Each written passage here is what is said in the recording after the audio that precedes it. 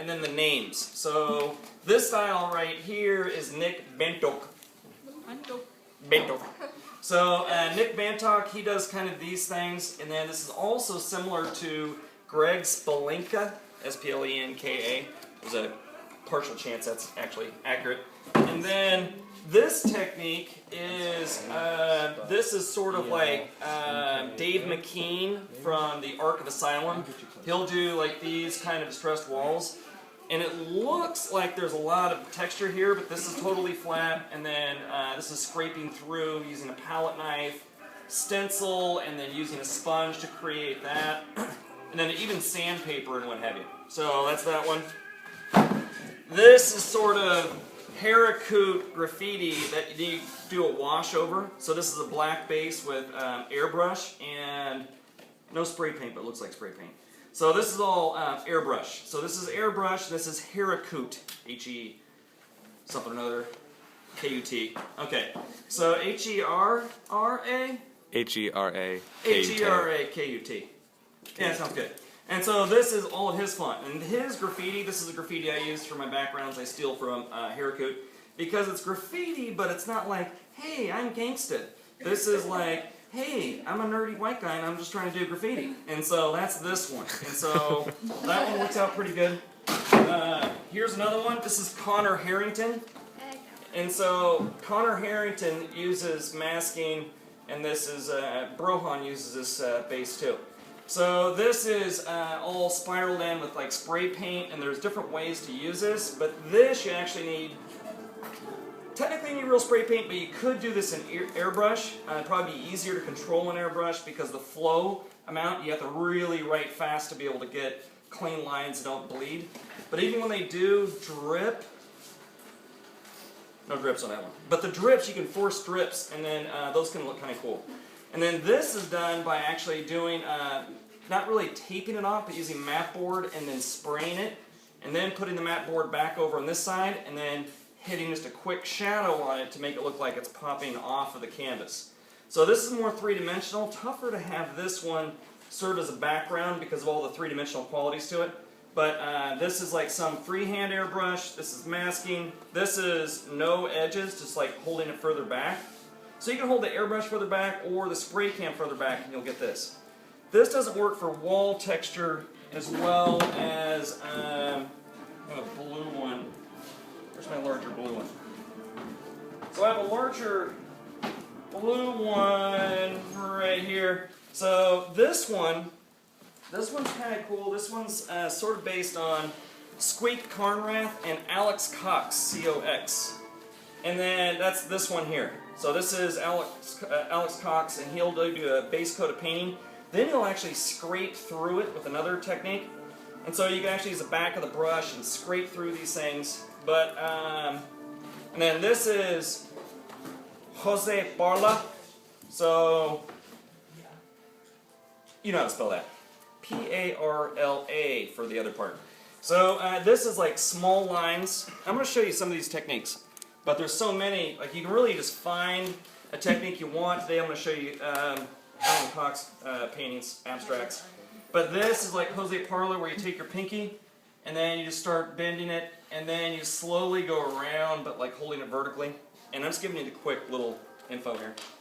And then this is by taking wet paint, and you take saran wrap and stick it on there and let it dry. Okay, that's some of the basics. So now, let's do some rules of abstract. Abstract rules in the Grand Bay Art Academy. So abstract, technically you can put a handprint in the middle, or face print, or whatever. So some people would paint their whole bodies and then just smash themselves against a canvas, and that's abstract. So we're not doing that here. So this abstract, so write down having multiple layers, so at least 7 layers of paint when you're doing abstract. So this looks like one layer, even though it's like multiple, because it's thick. And so you're going to start off with a thick base coat. So with this, I'll even do like a, and you're using a reference for the colors and what have you. And don't do like the really saturated colors. This is a really kind of a murky, brownish, gray, green. That's what Alan will use a lot. He'll use like these kind of murkier colors. So you guys, as high school students, you gravitate toward colors right out of the tube because they're pretty. And so these, the whole thing will look pretty when you're done, but you don't want to put all your pretty colors together to think you're going to get pretty. You're going to get high school, or I like to call it Artsonia. So when you're applying base coats, I'll show you that. Hold it like you're clubbing a seal. And then you can kind of hit this thing on there. And then changing color is important, but I'm going to do a couple different styles. So this is going to be one type of base coat here. And if you're doing a subject in the foreground, you got to make sure you're not doing too thick of texture on there. So if you're doing painting walls, this is a great way to do it as well. So when I paint walls on like buildings and whatnot, I'll do, the brush strokes are going to be following the vanishing points. So this is 1 point perspective here. And I'm changing color. Write down some other rules here. On abstract, you want the heavier, darker values on the bottom. And so that serves as sort of like a landscape almost when you see it. So I'm doing blue, cerulean blue, and this is raw umber. And I know I've been pushing the raw umber on you guys. I just got excited about raw umber. And you can do a couple different things, like when you're putting the paint on. So changing the color, and then if you have a random brush stroke, watch this. So random brush strokes, so I'm going up, down, sideways, up, down, sideways, up, down, sideways. But now all of a sudden, that becomes a system, a pattern. And so you want to avoid pattern brush strokes. So to do that, you can hide it a couple different ways. So write down hide systematic brush strokes with a sponge. Here's how you do it. Just take a sponge and then just barely haze out some. That's one way to do it. So you just barely haze it out. So you have some soft edges and some hard edges. You can also scrape through it. So you can add some lines. And so this could even be part of a drawing. So you could even start like a, I'll do a little house. And then you can write down even the things that you scrape in, have references for them, but you can also do sort of a takeoff on something. And what I'll do is I'll take symbols and then write down, develop your own personal symbols or language that you put into your paintings. So in other words, for me, I do the numbers. So in other words, like the little tally marks. So I'm always putting tally marks and tic-tac-toe signs in there. So for the tally marks, I get a thick base and then just scrape in. And then there's a Stevens tally mark. And so, I forgot who I stole that from, but that's right. And then once you own it, you can steal it, but you can kind of see the patterns, how they're changing. And then you can leave some of the darker values on there.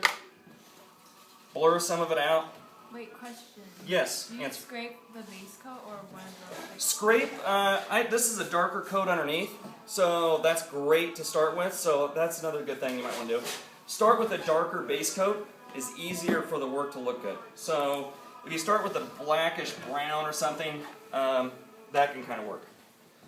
So I'm going to show you some other techniques here too. Another thing, forced lifting, I'll show you that. So that's after it's dry. But then you can incorporate glazes. So that's another thing. So this is one technique, but if you can imagine if you're painting a wall or a building and you had this as your wall color and you're using those big brush strokes, hazing it out with a sponge, all these techniques work pretty well. Spray. So another technique is the Garcia technique. So this one is where you'll paint a glaze over it and then you're going to let these things drip down. So this is Garcia. So Camille Rose Garcia, jot that one down. She's pretty good for some colors and what have you. She has some really skittly colors too. You got to be careful. Even though she's pro, she has some god-awful colors on there.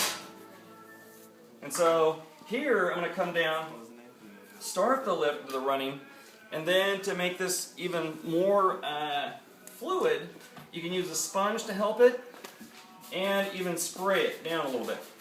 This is sort of like the sky technique. Freaking shake it, move it. You don't like that one? No, No. no, I tried it. It just got everywhere and didn't look at all. So it can get a little silly.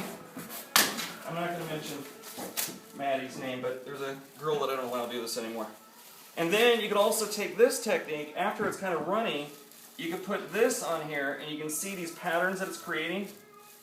When I pull that off, this will look like that one, here we go. This will look like this technique right here.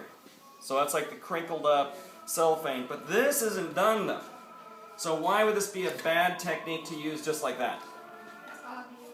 Boom. Yes, perfect. So write down you got to hide your techniques with using multiple techniques. So if it looks like this, it turns into a gimmick. And so then they go, anybody who's like in art for a little while, they'll look at that and go, oh, the old wrinkled cellophane technique or saran wrap. And saran wrap works a lot better than this because this won't hold its crinkle, whereas saran wrap will hold it a lot longer. Okay. Then, show you another, oh actually, I'm going to do my force lifting up here. So then you can do glazes on top of it. And so, I might be going a little too brown, I could probably even add some orange to it. But in this corner, so write down force lifting, start with the base coat of a color you want to have show through, and then you're going to paint another layer on top of it fairly thin, like a heavy glaze. And then I can even sand this out a little bit later. So I'm using brown and blue, they're complementary colors, because to make brown, how do you make brown? Other than complementary colors. But Makes everything. Makes everything. that's kind of, that's more like mud. But technically, complementary colors make brown. Orange and black. So orange and black make brown. And so, and orange, the complementary color to that is blue. So you do have to know a little bit of color theory if you're going to make up your colors, or my favorite thing to do, follow reference. I thought orange and purple were complementary. Close, orange and blue. So, Oh, yellow and purple. but yeah, but that's close. You're in the ballpark. Okay, so here, so write down, let the glaze, medium glaze dry. To the touch only. But you know, like you think something's dry when you're doing skies and you're going, oh, sweet, it's dry. Then you try blending it and then it lifts.